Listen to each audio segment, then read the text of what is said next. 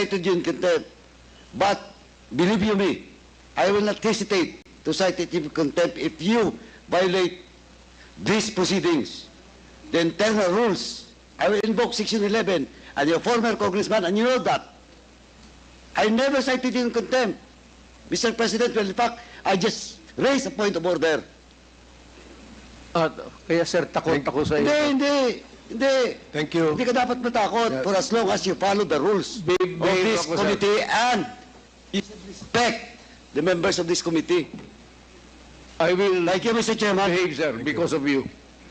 Thank you, Congressman Paduano. The next to interpolate is Congresswoman Franz Castro. You have 10 minutes.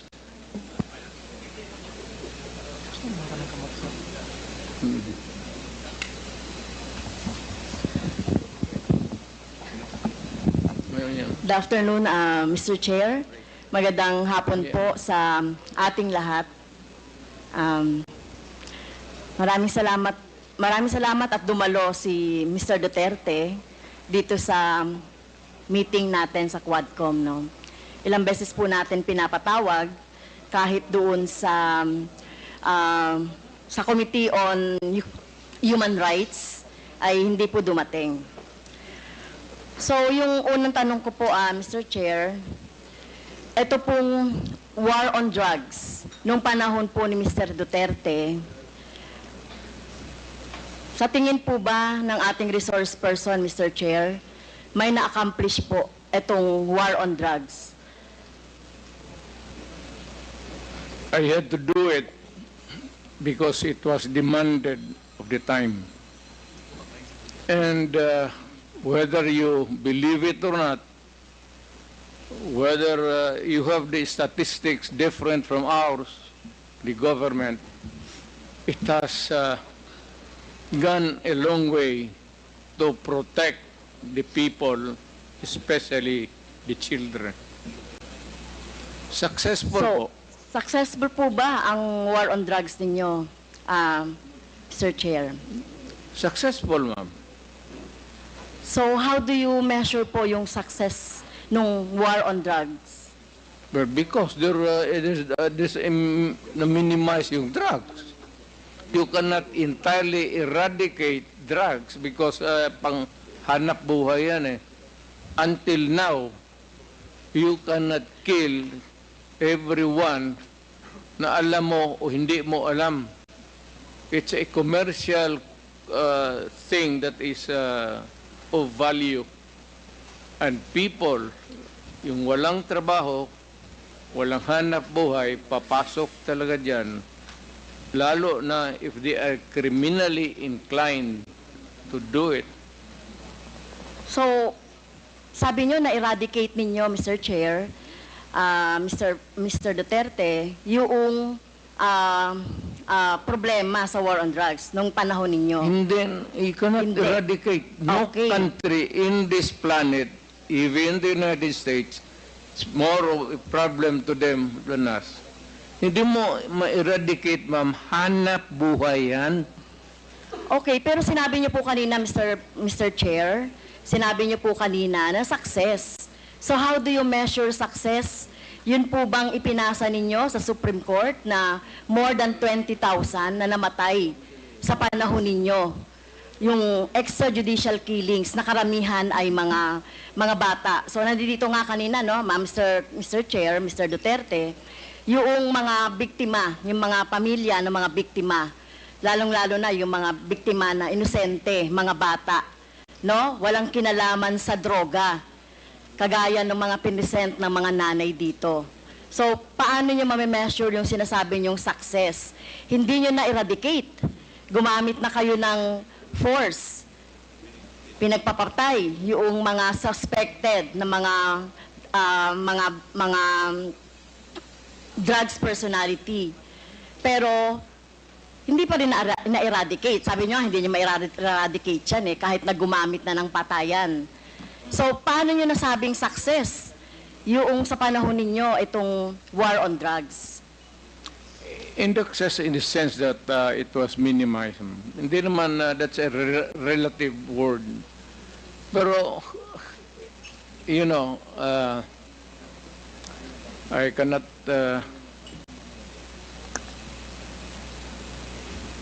Minimize, basta Mr. Chair. ginawa ko yung dapat kong gawin sa panahon ko, ma'am.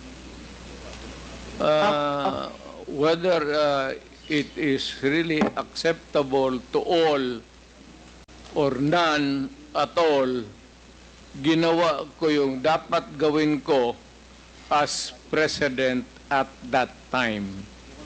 Now, if you are asking for accountability, then if you can, I said, ina-admit ako naman, file the case, and I will go to jail willingly if you can prove the case, because this is a democratic country and there is a democratic process.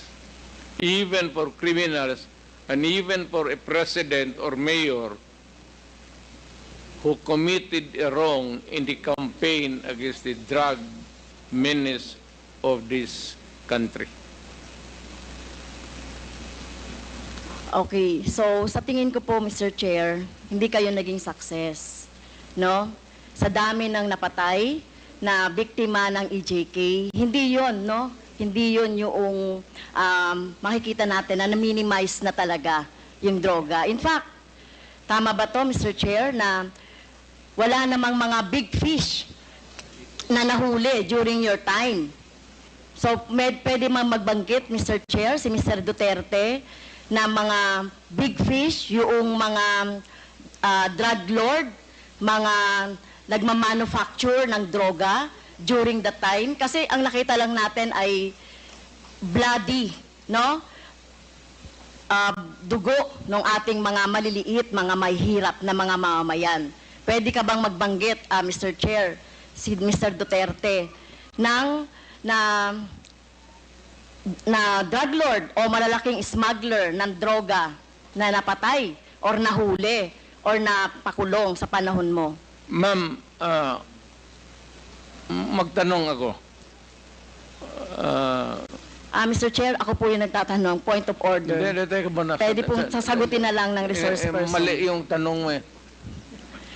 So, Mr. Chair, bakit mali po yung tanong ko? Ang tinatanong ko lang po, may nahuli ba kayo na malaking kriminal, mga drug lords, mga nagmamanufacture ng droga sa panahon niyo po? Kasi ang nakita lang ng tao ay yung mga namatay na mga bata, na mga small time, na mga drug addicts, or mga pusher, etc. O meron mang mga LGU na mga mayor, merong iba. Kaya lang, yung pinanggagalingan po ng droga, meron po ba, Mr. Chair? Meron, ma'am. Marami doon nasa dagat, harap ng Davao. Yung iba naman dyan sa Mount Apo. Can you elaborate on that? Anong dagat at anong tapo? Tinapon ko. Sino po yung mga tinapon ninyo na mga drug lord at smuggler at malalaking fish sa droga? Hindi ko na tinanong bakit pa ako magtanong. Basta pag nahuli, drug lord, I take over, ilagay ko sa bangka, pagdating doon sa dulo, talian ko yung kamay pati paa, tapos itapon ko. Okay. So, dapat po magbanggit kayo. At alam ko po, Mr. Chair, si Mr. Duterte ay isang lawyer. At alam ninyo yung due process. At alam nyo ba paano pahalagahan ang buhay?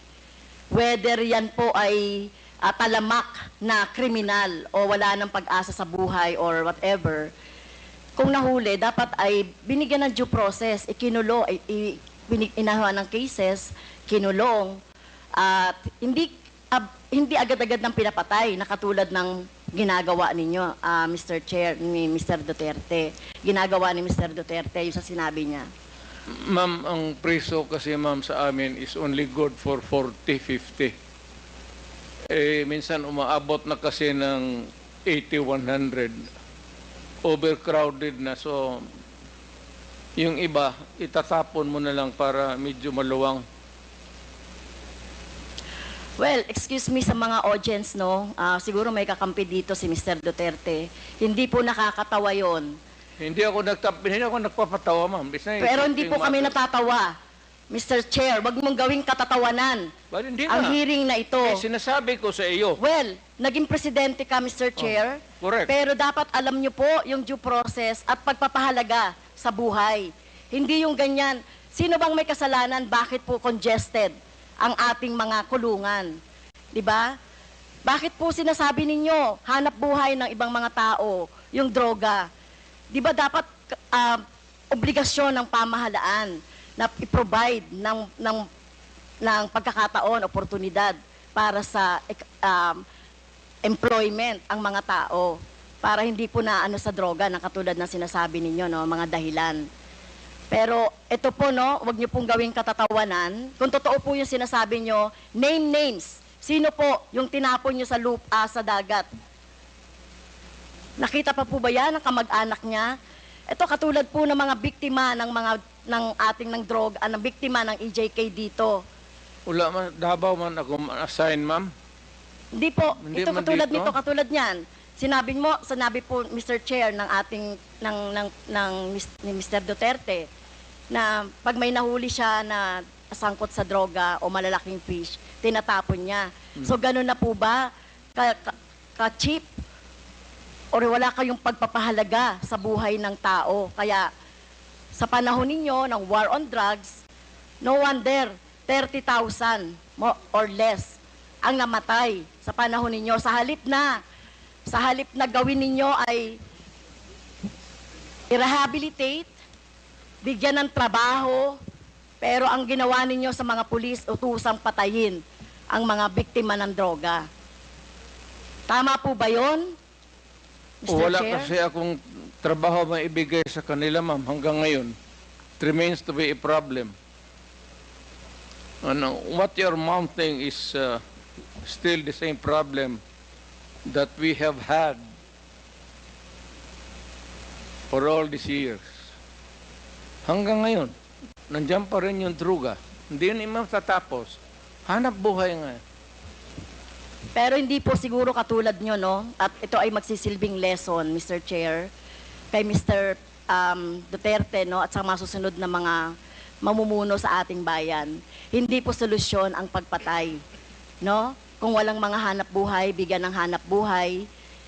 Pagsikapan dito nga, 'di ba? Ginagawa nga natin ng buong makakaya natin para bigyan ng kahit papaano ay tulong yung ating mga mamamayan. So hindi po ito dapat patayin, no? So mukhang mali po yung line of thinking Hindi ni dapat, ma'am. Pero kung talagang, Mr. Duterte. if the situation calls for it, I will not hesitate.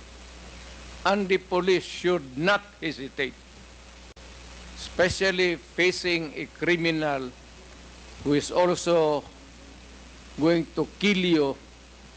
Pag hinuli mo, dapat patayin mo talaga.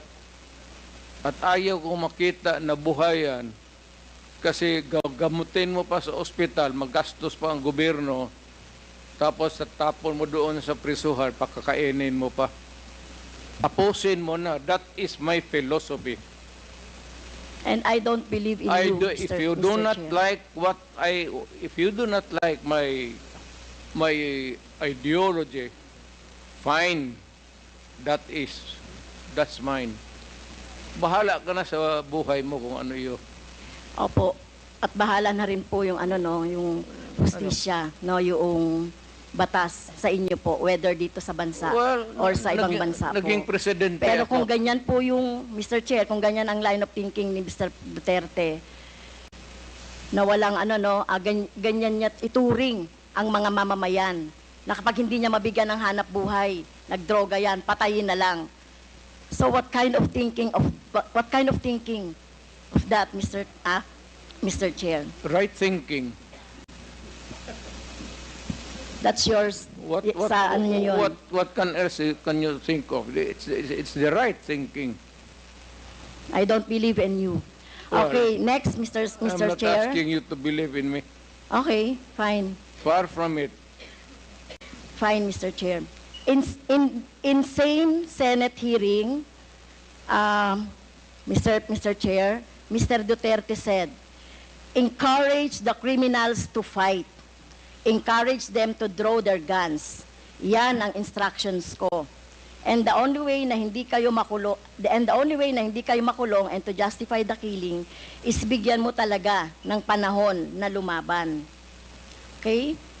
So, madalas po, Mr. Chair, no, nababanggit dito, self-defense ng mga pulis, yung ginagawa nilang pagbaril o pagpatay sa mga biktima ng or yung mga hinuhuli nila at pinapatay nila. So, as a lawyer, Mr. Chair, tanungin ko si Mr. Duterte, ano po ba yung elements of self-defense? When your life is placed in danger, whether as a civilian or a police, you have the right to defend. And if your life is in danger, kill the idiot in front of you, or you will die as an idiot. At yung kriminal, malayang but have the satisfaction of doing his thing. Okay. Yun po ba, as a lawyer, yun po yung inyong alam tungkol doon sa elements ng self-defense?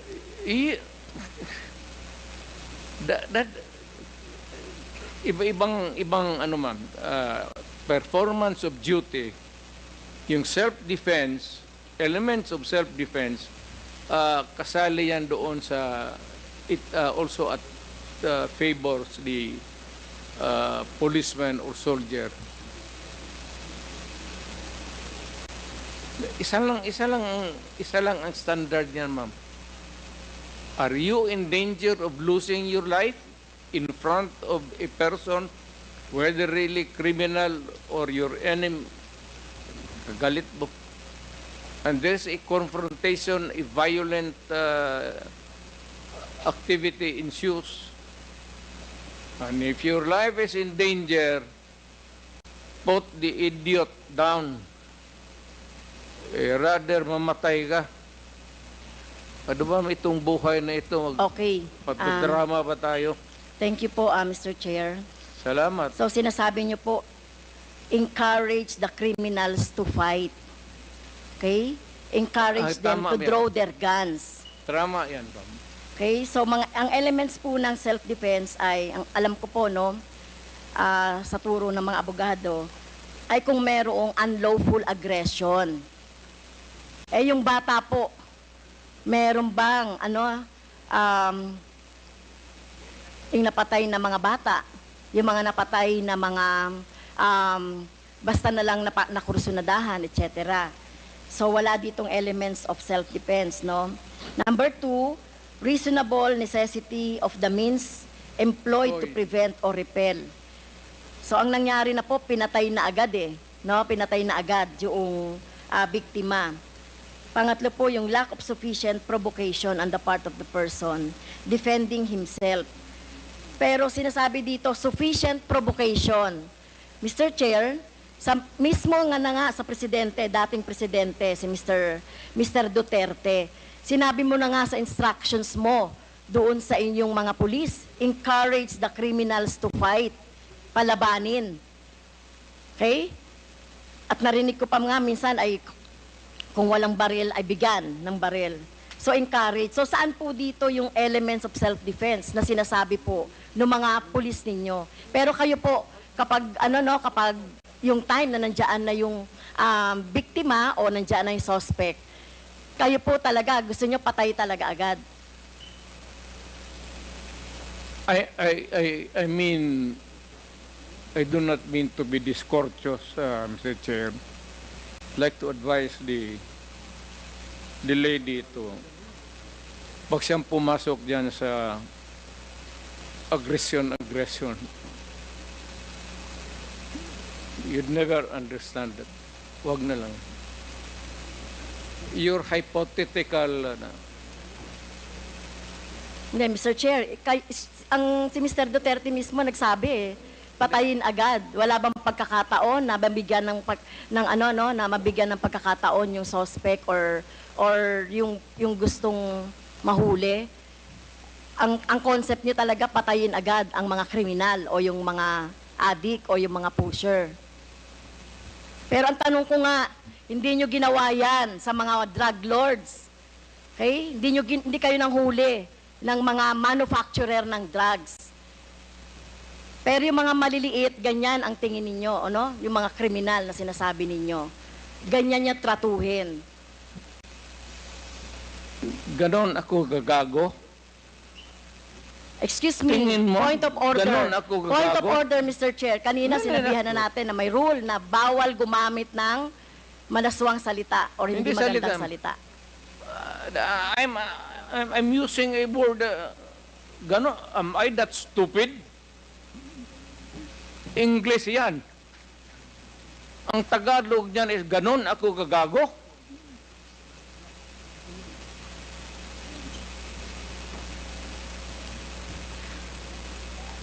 Abogado ako, fiscal ako, ganon ako gagago. Tama kayo, Mr. Chair, tama po si Mr. Duterte, abogado kayo. Pero alam ko, pag abogado, dapat alam niyo po yung due process of law. Alam niyo pong igalang ang karapatan at buhay ng tao, Mr. Chair. Huwag ka magbarurong, ma'am. You do not know me from Adam.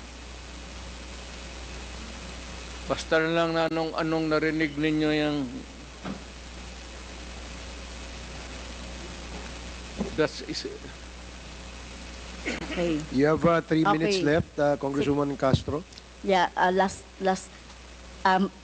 time na po ba, Mr. Chair? You have 3 minutes left. 3 minutes na lang. Okay, thank you, Mr. Chair. Si Michael Yang po ay kilala na at kilala pong malapit sa inyo kay Mr. Duterte, Mr. Chair. At in fact, sa panahon po ni Mr. Duterte, inappoint siya as economic manager.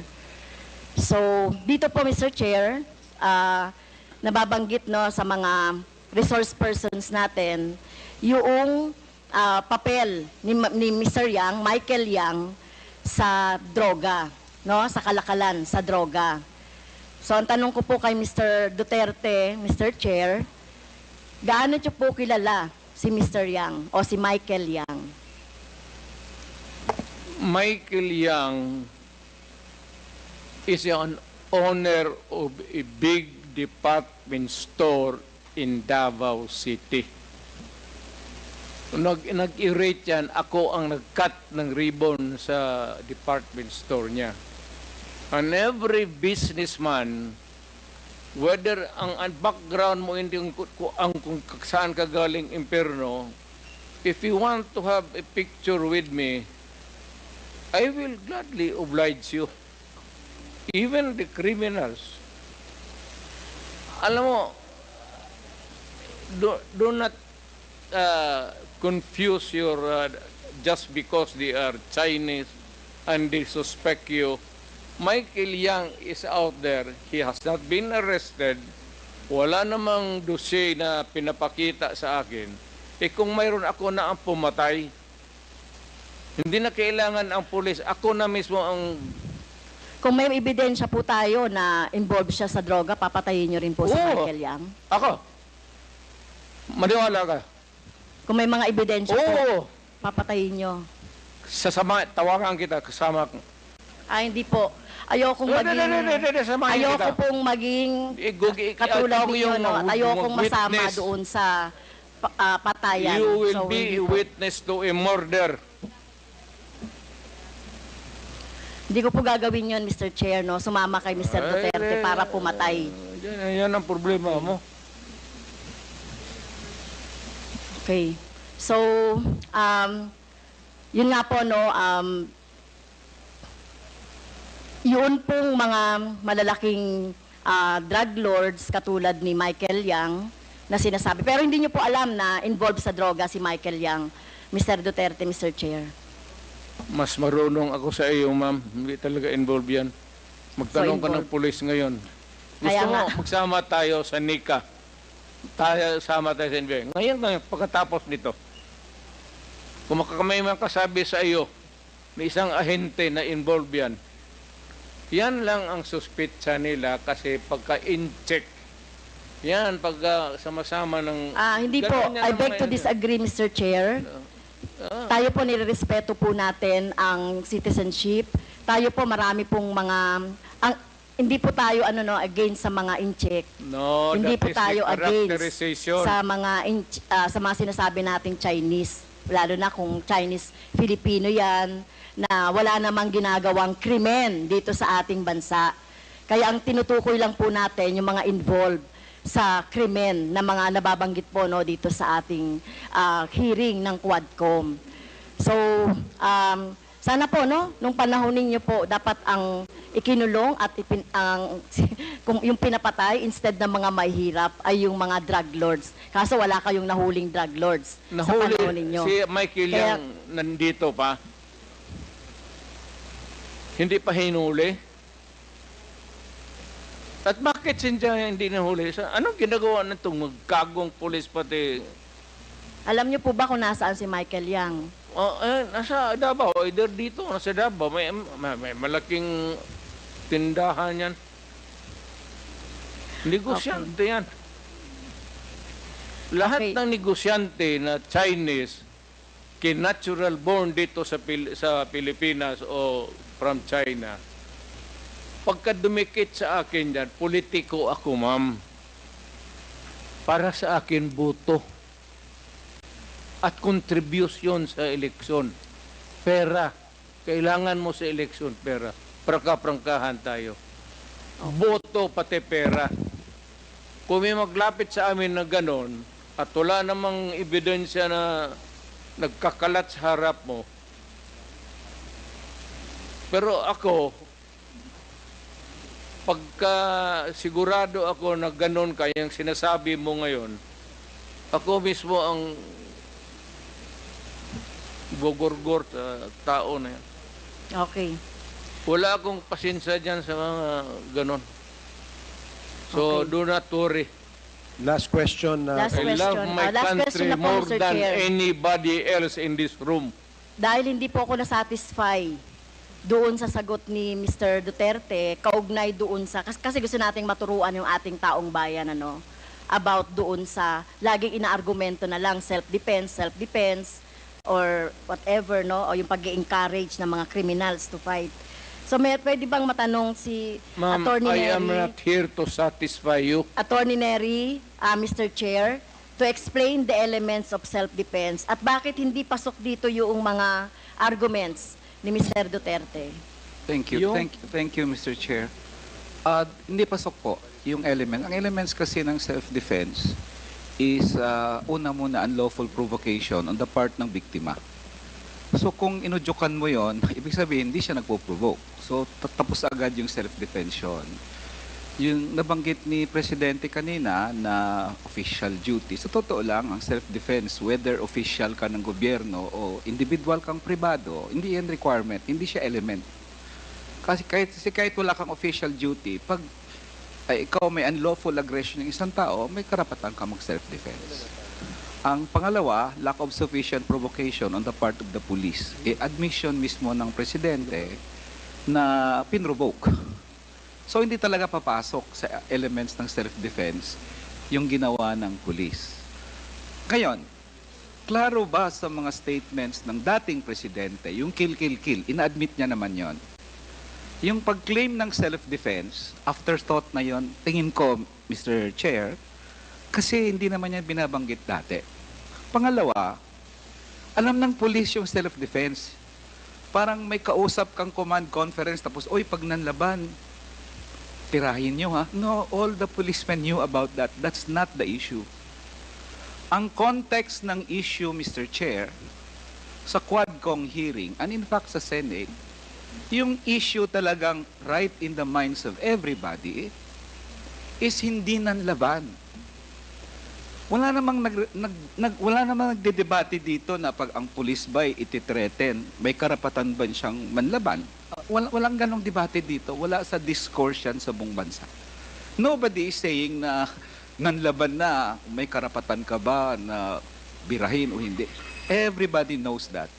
Pero ang issue dito na in-avoid ng kapulisan for a long time at ng administrasyon ni President Duterte, yung issue ng hindi talaga nanlaban. And in fact, we have some photos, if the COMSEC can show it, to prove that point, Mr. Chair, na hindi nanlaban. So nagtaka ako sa mga ilang general nung unang panahon na palagi nilang sinasabi, kung tinitreaten ka, that was not the issue. I'd like to clarify it once for all. All these families, the victims, yung mga nanay na namatayan ng anak, namatayan ng asawa, namatayan ng tatay, ang sinasabi nila, lumuluhod na po. Nagmamakaawa na. So the issue na threat, hindi.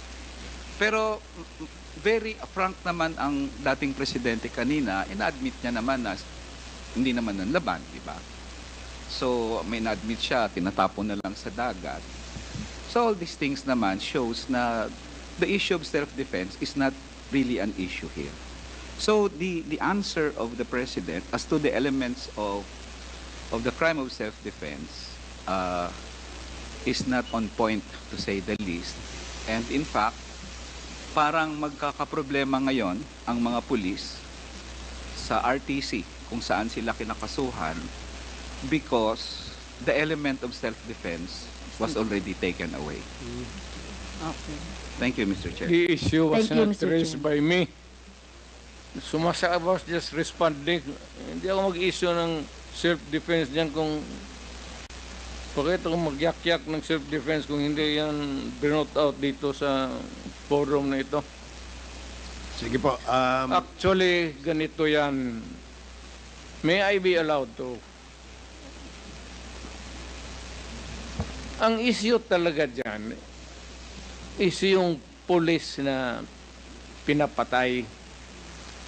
At ang pulis kung pumapatay, sa totoo lang, if they are out there to kill for whatever reason, legal or not, itong hindi yan binabaril yan. Hindi yan hinaharap na sa self-defense. Wala yung self-defense. Sige po. Salamat po sa paliwanag ninyo. Gagong pulis ang mag-istorya ng self-defense niya. Sige po. Salamat po, Mr. President, sa paliwanag ninyo. That was the last question of Congresswoman Castro. So the next to interpolate is Mr. President, gusto niyo po bang mag-break? Nahiya lang ako, sir, pero kanina pa ako talaga naihi isang... Sige po. 1 minute suspension. Isang tonelada na itong sa...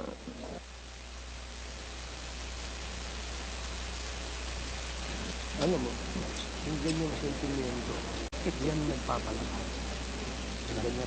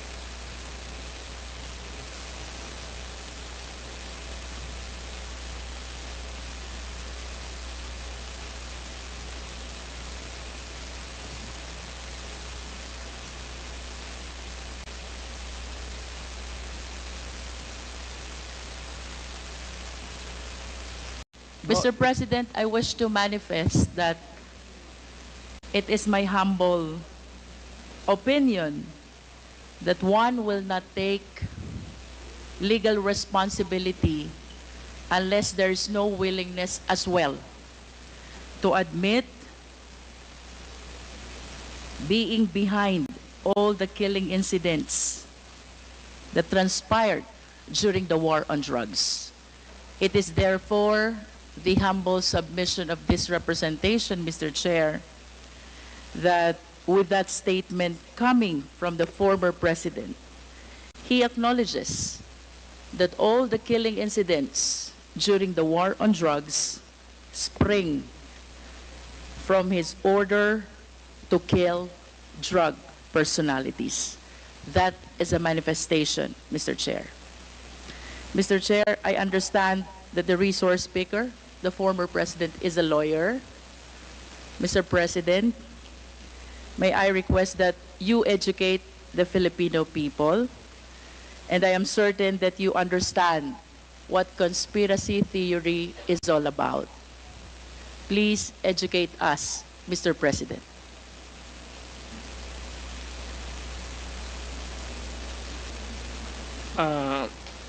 I may have some lapses already, but I will give you the definition of a conspiracy to commit a crime when two or more persons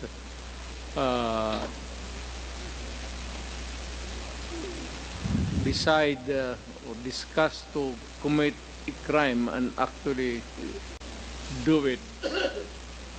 More or less ganon ang takbo ng ano. Thank you, Mr. President. And you will agree with me, Mr. President, that under the conspiracy theory, mayroon pong tatlong klase ng principal. One is principal by inducement. Two is principal by indispensable cooperation.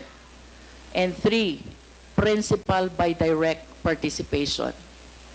Being a long-time prosecutor, Mr. President, can you please enlighten us on this? Well, one is yung induce. It could be an inducement could be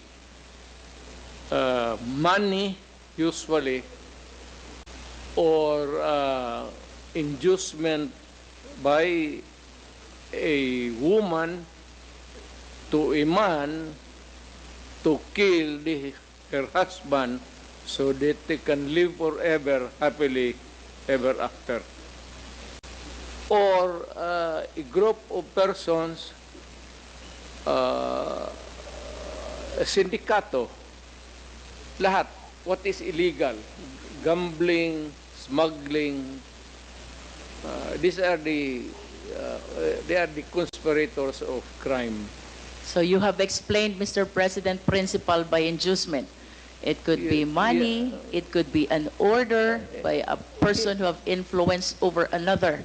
How Inducement, about principal by direct participation, Mr. President? you actually agree with one another to commit the crime and you participate. Thank you. And how about principal by indispensable cooperation? Well, in the sense that, for example, if there is no way of traveling from one place to another and you are the only person who can provide the transportation, a vehicle, and that would be indispensable cooperation. Without the vehicle, you cannot commit the crime. Thank you, Mr. President, for enlightening us. Going back to your statement that you are taking full legal responsibility to all the victims of war on drugs, both legal and illegal. It is my humble submission, Mr. Chair, that the former president can be considered liable for all these crimes under the theory of conspiracy by being a principal by inducement. I wish to manifest, Mr. Chair, that without the order, without the reward, these police operatives should not have resulted to killing a huge number of victims of war on drugs. beg to disagree with your premise, ma'am. I understand, Mr. President, but that is a manifestation. Yes, but you Thank know, you, a Mr. police is President. supposed to do his duty. He goes to school for 2 years. He receive instructions to how to go about his duty, and we have to give the presumption of regularity. That's a principle of law. Thank you, Na Mr. President. Pag every time na may ginawa kaya in your favor is the principle of regularity Presumption in the of performance regularity of duty. of performance of official duty, Mr. President. Thank you for your enlightenment. Mr. President, I wish to ask, with all due respect, considering your statement of taking full legal responsibility, both to legal and illegal activities, can Well- I equate this statement of yours to an extrajudicial confession of guilt? Well, in a sense, yes. Wala na akong magawa eh. Are you saying yes, Mr. President? Yes, because I ordered the campaign against the drug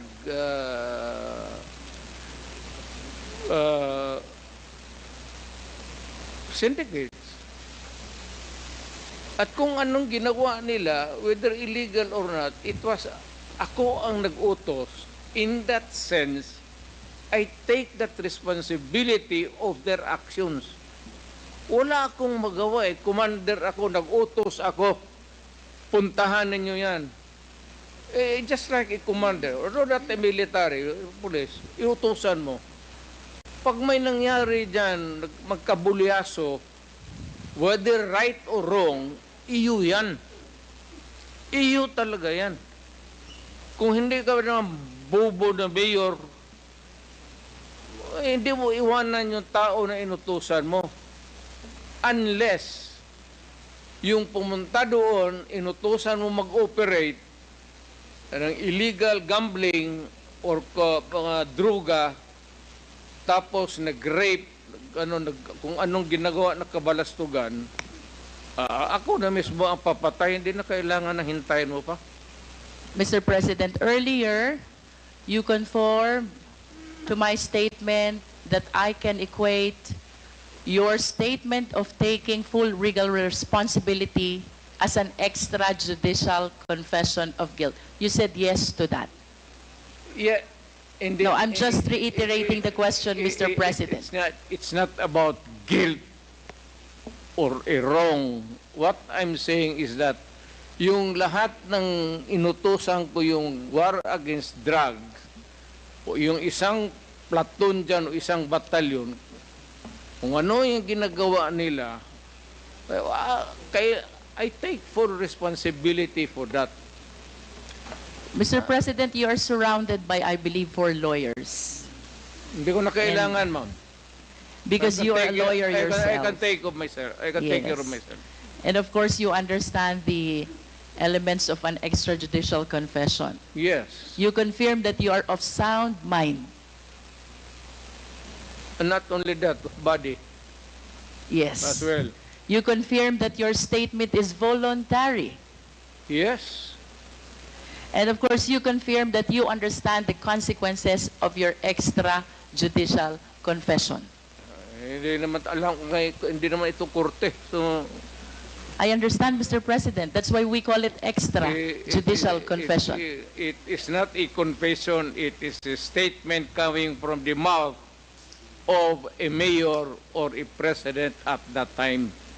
It is not a confession. You are characterizing the word. Mali, ma'am. The only one, Do not characterize that as a wrong. Mr. President, Policy yan. the only one that is missing among these elements is that it should be in writing. Eh, what? And my question will you be willing to translate into writing the statement that you earlier said? Hindi na nga ako marunong, yung pirma ko noon, hindi na nga pirma ko ngayon. But of course, you have a lawyers to help and assist you. prepare this written document? Hindi ko na kailangan yan. Babait ko pa writing dito na ngayon. It's documented by the records here. Magtanong na kayo na magtanong. Ano? Anong gusto mong tanongin? Criminal? Mr. President, I wish to proceed to my next question. Do you know Laod firing range? Do you know? Alam niyo po ba yung Laod firing range? So, hindi. Do you know? Nalalaman niyo po ba kung ano Tao yan, o saan yung Laod firing range? Doon ako napapractice magbarel para pumatay ng tao. Thank you. Nagpa-practice po kayong bumaril Oo. para pumatay ng tao. Oo. And alam niyo din po ba yung Laod Quarry? Hindi ko na negosyo yan, ma'am. Yung firing range, ha? But at least you are aware that ano? Laod firing range is situated in the Laod Quarry, within the premises and compound of Laod Quarry. Siguro. Tama po Within ba the yun? premises of a quarry, there is a firing range. Do you should confirm be- that, Mr. President? That should be the question. Do you know Ben Laod? Yes, I think so. Who is Ben Laod? Si policeman. He's a policeman. He owns the land He owns the land. where the firing range is located. And do you remember, Mr. President, that the CHR, during the time of the former chairman, Laila de Lima, investigated and inspected this Laod Quarry, where they were able to discover human bones. Are you aware of that?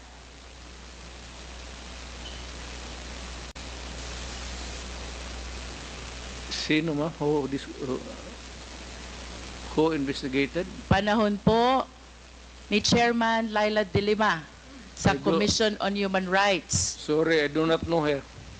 Nag-imbestiga po ang CHR Ay, tungkol siguro. sa extrajudicial killing kung saan nakadiskubre po ang taga-CHR ng mga buto ng katawan ng tao. Kayo po ba ay aware dito? I am aware of only one bone. Dala-dala ni... Sino yung sinabi mo? Binalot CHR niya. former chairwoman, Nandyan, Laila de Lima. It's there. Hindi... Isa lang po. And you are aware also that the former DOJ Secretary, Vitaliano Aguirre, represented Ben Laud in the investigation of the extrajudicial killing. What do I know about the investigation? Or If you are about aware, Aguirre? Mr. President.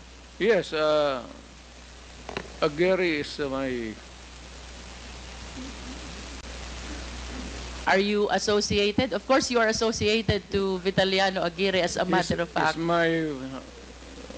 contemporary. Sa eskwelahan, no? And during your time, you appointed him even as the DOJ Secretary. Tama po ba? Yes. Because bright.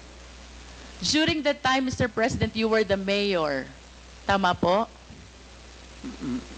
Mayor of Davao City. No, I cannot appoint a secretary. Hindi ako, mayor lang ako po. So, it has to be Now, let me rephrase my question, Mr. somebody President. else's job, not mine. During the time when these extrajudicial killings happened, you were the mayor? Tama po ba yun? Well, not only during my time as mayor. Was there any point in time, Mr. President, na pinaimbestigahan niyo po itong mga buto ng tao na nakita sa Laod Quarry? Dala nga ni... sino yun? Hindi yun nag-imbestiga doon. The CHR, Mr. President. Oh, si CHR. Kayo po ba'y nagpa-imbestiga? Even during your time as mayor or during your time as president, pinaimbestigahan niyo po ba itong mga buto na nakita sa Laod Quarry? Bakit ako mag-imbestiga ng mga buto dyan na maraming buto ng tao na... So you did not initiate any Of investigation? course. Mr. President, I will proceed to the next question. On December 31, 2004, nag-conduct po ng raid ang PIDEA 11, headed by Superintendent Wilkins Villanueva, joined by some operatives of PIDEA Manila, National Headquarter. 6 po yung Chinese na napatay. But in addition to this Chinese, a certain SPO4, Val Carillo, apprehended Alan C. along with 10 other companions. Based on the affidavit of Mr. Las Cañas, Mr. President, you ordered the killing of Mr. Alan C. along with the 10 other companions. That is not true. That is the job of the police. Hindi ko trabaho magpatay, ma'am. There are 2 important observations in his affidavit, Mr. President. Ang sabi po niya dito, si Alan C. ay nag-offer ng 200 million for the release of the 2 chemists and another 100 million for the remaining 8 personalities. But when he tried to seek your permission, you refused, and you even said, madami kayong intel funds. Totoo yan. Kung bribery siguro yan. Hindi ko, never in my... Are you confirming, Mr. President, that during this time, Las Cañas and Sunny Buenaventura sought your permission whether to release Alan C. and the 10 others in exchange of the 200 million plus 100 million? Masyadong maraking pera yan, ma'am. Totoo yan. You are denying it, Mr. President. Of course. But do you confirm that when you refused this offer, you even told Sunny Buenaventura and Arturo Las Cañas that you have ample intel funds, so you don't need those bribes, if you call it bribe? I do not remember making a statement like that. But money for operations against crime, malaki ang funding ng Davao City. Another important observation, Mr. President, these 11 personalities were asked as to the whereabouts of their passport. Alan C. said that his passport was taken by the operatives, while the 10 others, ang sabi po nila, hawak ng employer nila. And the employer was named as Michael Yang. What can you say about this? Nothing to do with it. Wala akong pakialam dyan. Hindi ako nakikialam ng mga passport. Mr. President, to conclude the question about this Dumoy raid, this is the raid of the PIDEA which happened in Davao Shabu Laboratory on December 31, 2004, where 6 Chinese personalities were killed during the raid, and the 11 others were brought to Laod Quarry, where they were summarily executed and buried upon your order, according to the testimony of Arturo Las Cañas. Do not believe Turlos Kanya. Let me proceed to the Binubula ka lang yan. next question, Mr. President. In 1993, Mr. President, binomba po itong St. Peter's Cathedral in Davao City where 7 died. Naalala niyo po ba ito? And according to Arturo Las Cañas, Mr. Chair, point of order. What was the I would like rule to that was find not- out Excuse me. If Attorney Delgra is coaching the President, because she has been whispering in the ears of the former President. What to find out? Attorney Delgra, please refrain from coaching. The President is able to answer all these questions being asked He's of him. advising me And about my you're legal only rights. limited to advising Legal your client with his rights. Nothing more, nothing less. He is I a hope lawyer. you follow the rule, Attorney Delgra. Please He does- proceed. He does not have to coach me. I know how to answer. Mr. Chair, 1993, binomba po ang St. Peter's Cathedral, Davao City, where 7 died. Nalala niyo po ba ito, Mr. President? Yung simbahan, ma'am. Opo, St. Peter's Cathedral in Davao Yes, ma'am. City. At sangayon po kay Arturo Las Cañas, kayo ay galit na galit sa pangyayaring ito. Sinong hindi magalit, ma'am? At dahil po sa inyong mahigpit na galit, ay inorderan nyo po itong sina Las Cañas na bombahin ang mga moske, kasama po ang Kamamara Mosque at Bancorehan Mosque. What can you say about this? Crazy, ma'am. Do you know that my mother is a Muslim? That's an idiot statement. In other words, you are denying. Of course. Mr. President, let me proceed to June Pala. Sino po si June Pala? Well, he was a broadcaster. He is a broadcaster who used to criticize you during his programs. Tama po ba? Everybody, pati ako, tama yan. Trabaho niya yan. And according to the testimony of Arturo Las Cañas, you ordered the killing of June Pala. Niwala kay Las Cañas. Lahat na nandang participation ng crime niya, kanya. There's a pattern, you know. Look at the pattern of the crimes. Kanya lahat ng ano. Do you believe that as a policeman? Would I? Would I? Kanina po, Mr. President, I started my interpellation with acknowledging your courage in taking full legal responsibility to all the victims of war on drugs, and you said both legal and illegal. The reasons why I asked about Laod Quarry, where human bones were found. The reason why I asked about the Dumoy raid, where 11 Chinese personalities were summarily brought and killed to Laod Quarry. The reason about why I asked about the mosque bombing and the killing of June Pala is I wanted to substantiate the courage that I saw on you when you initially expressed taking full legal responsibility to all the victims of war on drugs, both legal and illegal, according to you. You are substantiate? Yes, Mr. President. Where's the proof?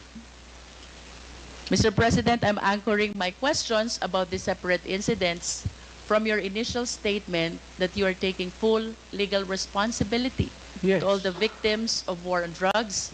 You said both legal and illegal. Yes. Mr. President, you are a long-time prosecutor, correct? And of course, it is very fundamental upon us, all lawyers, the Yeah. requirements of due process. We are zeroing in on a particular individual now. Due process is the law which hears before it condemns. Due process is the law which requires notice and hearing. If you say so. Mr. President, I hope that we will be reminded that by due process, the end does not justify the means. Kanina po, tinanong din po kayo ni Honorable Brosas about the number of the victims of war on drugs. Tinanong po kayo about statistics, and you lamented na hindi nyo po alam or dala yung records. Now, I want to share to the public the statistics of the victims of war on drugs. Well, we are... Mr. President, this is from PIDEA. I think this is a consolidated effort of Karapatan, Global Witness, National Union of Journalists of the Philippines, the Supreme Court, Rappler, and the Philippine Drug and Enforcement Agency. We have 6,252 individuals in police anti-drug operations as of May 2022. 27,000 to 30,000 individuals, including those killed vigilant style. 427 activists, human rights defenders, grassroots organizers as of December 2021. Land and environment defenders as of December 2020, 166. Journalists, media workers as of April 2022, 23 victims. Judges, lawyers, prosecutors as of December 2021, 66 victims. And mayors, vice mayors as of December 2021, 28 victims, Mr. President. Mr. President, my question is, when you implement war on drugs, did you strictly comply with the requirement of due process? Yes. Mr. Chair, I will wrap up. Thank you, Mr. President. Mr. Chair, it is my humble submission that contrary to the answer of the former president, I humbly believe that the former president and his war on drugs never complied with the requirements of due process. The statistics show, Mr. President, the huge number of victims of war on drugs. If my memory serves me right, during the time of Aquino administration, there are like around 200, and during the present administration, there are around like 200 victims as well of war on drugs. Given this statistics, Mr. Chair, this is almost or around 31,000 victims of war on drugs if indeed they follow the requirement of due process. Wala po dapat ganito karaming patay. At ang dapat, maraming kaso na pending in court. I hope all of us will be reminded by the fundamental law that no person should be deprived of life, liberty, and property without due process of law. By Mr. President's own admission of his accountability, both to legal and illegal actions of the police, it is the humble submission of this representation, Mr. Chair, that the Quadcom is ready to make a recommendation for the filing of the necessary action in court. That is a violation of the law, RA 9851, Act defining and penalizing crimes against international humanitarian law, or at the very least, the murder cases as defined under the revised penal code. To finally conclude, Mr. Chair, last series of questions to Mr. President, again to substantiate the courage that he was able to show during the initial part of this hearing.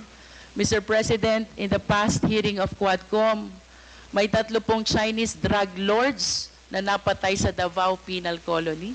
Are you willing to take accountability and responsibility also for this? Wala na ako niyan, ma'am. Nandito na ako sa Maynila. So, you're saying no. Oh, well, kung gusto mo isali yan, idagdag mo na, okay lang. How about the death of General Barayuga, the PSCSO Secretary? Are you willing to take full legal responsibility for this? I do not kill generals. The death of Mayor Aldong Parohinog and the 15 others in Osamis City, are you taking full responsibility on this? Hindi ako nagpapatay ng mga mayor, ma'am. The death of Mayor Espinosa of Albuera Leyte, are you taking full responsibility on this? Hindi ko, ma'am. That's my birthplace. The death of Tony Halili in Tanawan City. Malayo yan siya sa akin, ma'am. The death of Mayor Perez of Los Baños. Lalo na. Ibalik ko po dun sa una niyong sinabi. If you are denying all this, alin po yung tinutukoy nyo when you said you are taking full legal responsibility to all the victims of war on drugs, both legal and illegal? Yes. Kasi order ko kasi yung That was my campaign against drugs. Na yung, alam mo, maraming istasyon, maraming pulis. Kung nagkaletse-letse doon, hindi ka maghugas ng kamay. Dapat sabihin mo, akin dyan, kasi of course, nagkamali sila. Now, if there is an appropriate action na gusto ninyong ilabas, then file the case in court. Wala nang pigil. Matagal na yan yung sabi extrajudicial killing. I am challenging anybody or everybody who makes the accusation, whether it is really true or not, it may be true, file the case in court because may korte tayo. And even if I will admit na totoo yan, you have to go to court because I will make the admission there again. Are you saying, Mr. President, that when you go to court, you're willing to admit also your accountability for all the deaths during the war on drugs? Ay, of course, may abogado man ako, ma'am. Kung ano sabihin ng abogado ko, sunod ako. I hope that everything that you said before the Quad can be reduced in writing so that truly we can believe that you're taking full legal responsibility to all the victims of war on drugs, both legal and illegal, because as lawyers we believe that by extrajudicial confession, we have to put that in writing, Mr. President. Totoo yan, ma'am. I order the campaign against drugs. Hindi ako it's a policy of government or of the president. Hindi ako maghugas ng kamay. Hindi ako magsabi, hindi, kasi yung department, hindi, akin yun. Mr. President, last question. If one of these days the ICC will come, will you voluntarily submit yourself? Sipain ko pa sila, ma'am. But you said a while ago that if somebody will sponsor your fare to the ICC, you will voluntarily submit yourself to their investigation and jurisdiction. Yes. Pero kung sila magpunta dito, sipain ko. But will you confirm that you are willing to submit Oh. voluntarily yourself to ICC? Punta ko doon, sipain ko rin sila. Same. I have nothing further, Mr. Chair. Thank you, Mr. President. Thank you, Congresswoman Luistro. The next to interpolate. Yes, Mr. Attorney Chair, Bell. with all due respect, Mr. Chair, the Sunday bombing of Davao City is known to me personally because at that time I was the chairman of the Human Rights Committee of the Point of order, Mr. Chair. What is the point of order, Congressman Acop? We do not know the personality of Attorney Bello, and he has not been invited as a resource person, and therefore has no right to speak before this committee. I agree, Your Honor. Mr. Chair. I have no contradiction to the manifestation of the Honorable Chair, Congressman Acop. But I just want to inform this body of what the Easter bombing is all about. Because the Honorable Congressman Luistro mentioned about it. And she insinuated that as a result of the Sunday bombing, former President Duterte caused the bombing of Muslim mosques, which is not true because at that time, Your Honor, he was just a fiscal of Davao City. Okay, salamat I know po. that, Your Honor, because I was the one who investigated this incident upon the direction of the Integrated Bar of the Philippines. So, for the record, Congressman Luistro, Mayor Duterte or President Duterte was a fiscal at the time of the bombing of the San Pedro Cathedral. Okay, It thank is you. not true Thank you, that he Attorney was the Bello. mayor. Your manifestation is noted. Thank you Mr. very Chair, much, Your Honor. Mr. Thank you Chair. very Thank you. So, I have a 19-second video of the interview of the former president about the Dumoy bombing. If this representation may be minutes is allowed that, to. I think this is 19 seconds, Mr. Chair. seconds. Okay, please. Secretariat, kindly play. Dumoy. Before that, we'd like to acknowledge the presence of Vice President Sara Duterte.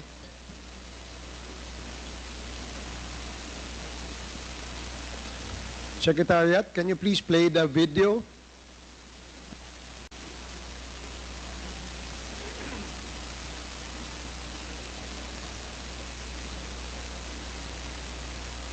May I also remind our lawyer friends of the former president to please... I did it because I had to do it for my country. Hindi nila na ginawa mo. Kaya yung sa Brumoy, umubos ko talaga. Sir President, Mr. Chair. I did it because I had to do it for my country. That's it? I reiterate this statement.